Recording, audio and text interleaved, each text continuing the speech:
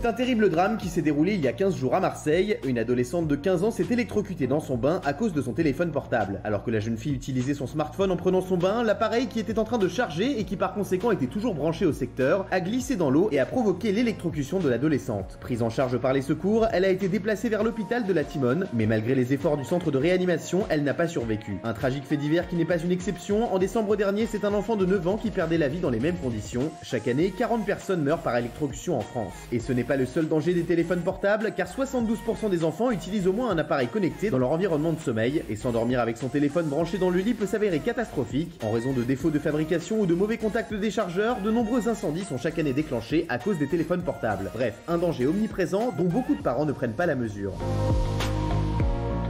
Alors, le père de Tiffen, Serge, qu'on comprend, voilà, il a poussé un coup de gueule parce que cette histoire, c'est incroyable. Regardez la vidéo du père de Tiffen. La dernière victime s'appelle Tiffen, elle avait 15 ans. Son père l'a retrouvée dans son bain, dans les mêmes circonstances, dimanche dernier. Il pousse un cri de colère. Faites des téléphones ou des chargeurs qui soient capables de disjoncter quand ils sont en contact avec l'eau. Je pense qu'on évitera beaucoup de choses.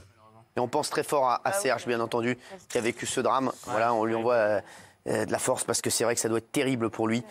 Et on peut, mais c'est incroyable. Alors je vais vous donner les trois. On a voulu recenser les trois conseils les plus importants pour ceux qui ont des tels, voilà, qui les mettent partout, qui sont dans le bain avec tout ça. Surtout avoir le bon câble de recharge. Je vous dis, il y a des câbles. Voilà, quand vous voyez que le câble est un petit peu abîmé, etc. Voilà, ça c'est pas possible parce que ça provoque des incendies, des surchauffes. Et vous voyez, il y a eu plein d'incendies dans la nuit à cause de câbles comme ça.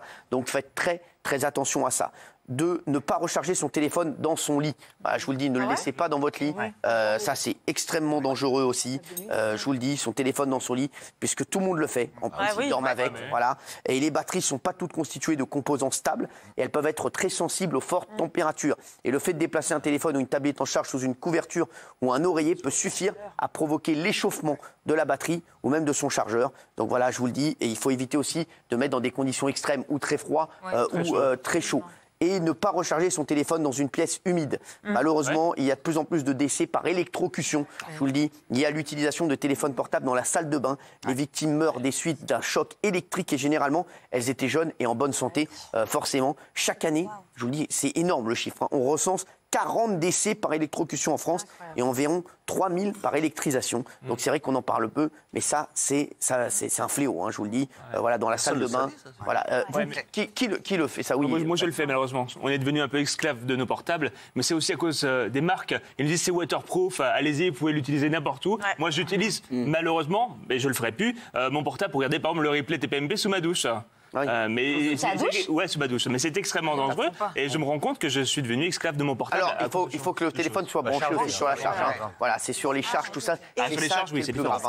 Au téléphone, on peut ajouter l'ordinateur. Il y a beaucoup de gens qui s'endorment en regardant leur ordinateur, un film ou les mails, et puis qui le laissent après en charge. Mais c'est pareil que le téléphone, sauf que ça peut être plus gros. Il y a de graves dangers d'incendie. Ne jamais avoir un ordinateur branché, gardé dans son lit comme un téléphone. Jamais.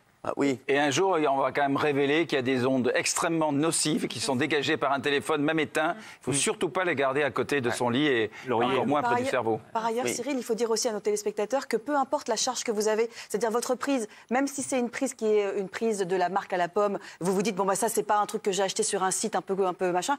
Peu importe, dans tous les cas de figure, c'est électrocution. Donc, c'est pas parce que vous avez un truc qui est réglementaire, entre guillemets, que vous serez épargné. Voilà.